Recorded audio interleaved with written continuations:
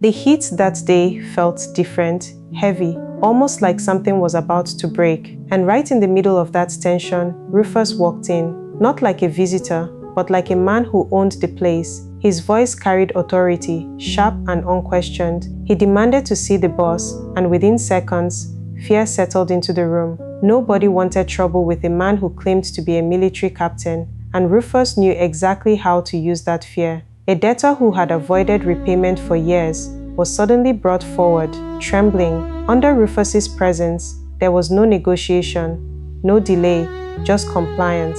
The money was paid, just like that, fast, ruthless, efficient. But even after the job was done, Rufus didn't stop there. He turned on the very man who hired him, demanding a higher cut than they had agreed on, not a request, a command. Because to Rufus, everything was about control, and that control didn't end outside.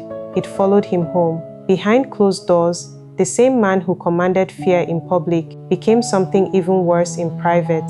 His wife, Chama, didn't live with him.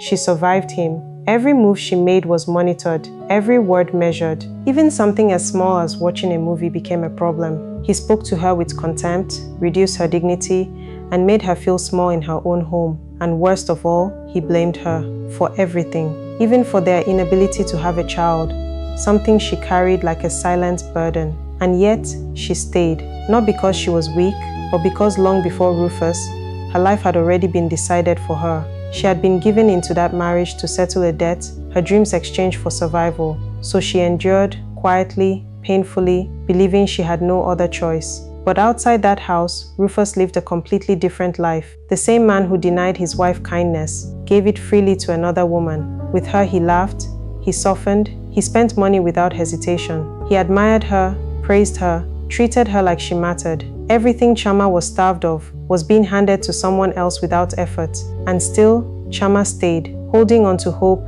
that maybe one day something would change. When her sister came to visit, it didn't take long to see the truth. She saw the fear, the silence, the way Chama spoke like someone asking for permission to exist. She tried to open her eyes, telling her that what she called respect was actually fear, and what she called marriage was control. But Chama defended Rufus. She had lived in that reality for so long, she didn't know how to see beyond it. Still, something had started to shift. Small moments began to break through.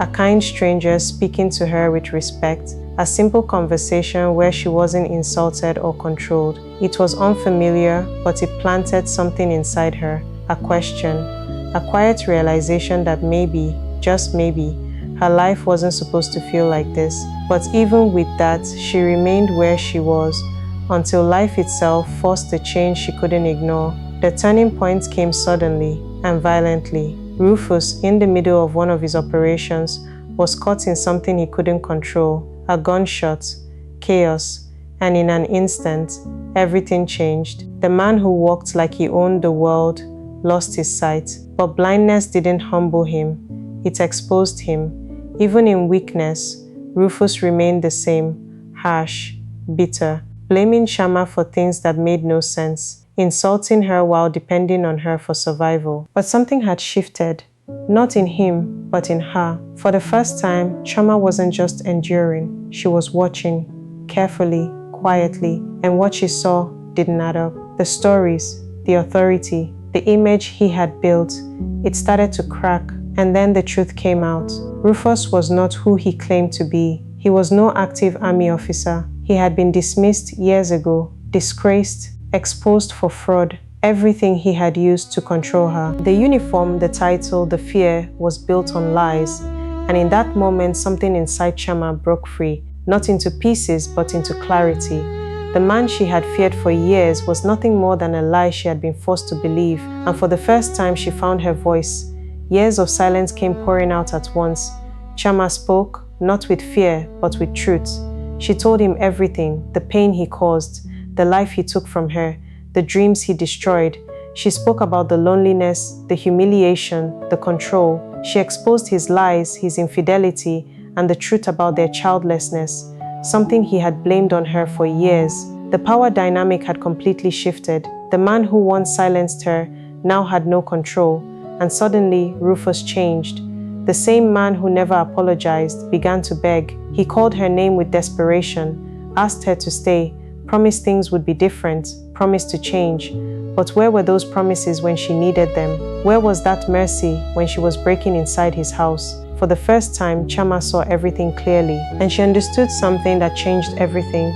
She was never the problem, and she didn't need permission to be free, so she made a choice. Not out of anger, not out of revenge, but out of peace. She told him she was done paying for a debt that was never hers, done losing herself to a life she never chose. She didn't fight him, she didn't scream, she simply walked away, leaving behind the house, the name, the years, everything. Because what she was gaining was far more valuable: freedom, real freedom, the kind that comes when you finally choose yourself. And just like that, she was gone. Rufus was left alone, in silence, with nothing but the weight of his own actions. The woman he controlled was no longer there. The woman he gave everything to eventually left him too, taking what she could. And for the first time in his life, Rufus had nothing. No power, no control, no one, just regret. But Chama began again. Slowly, carefully, she rebuilt her life. She rediscovered who she was, beyond the pain, beyond the silence. She found her voice, her strength, her worth. And in time, she allowed something new into her life, something she had never truly known before. Not control, not fear, but peace, respect, real love, the kind that doesn't take from you, but gives you room to grow. Because in the end, her freedom didn't come from Rufus losing everything. It came from her realizing she deserved more. And the moment she chose herself, everything changed. Because sometimes, the most powerful thing a person can do is walk away. And sometimes the truth isn't what breaks you, it's what sets you free. Chama didn't win because Rufus lost everything. She won the moment she realized she deserved more. Because the hardest thing isn't leaving, it's believing you're allowed to. So let me ask you, how many people are still living in something they should have walked away from? Drop your thoughts in the comments.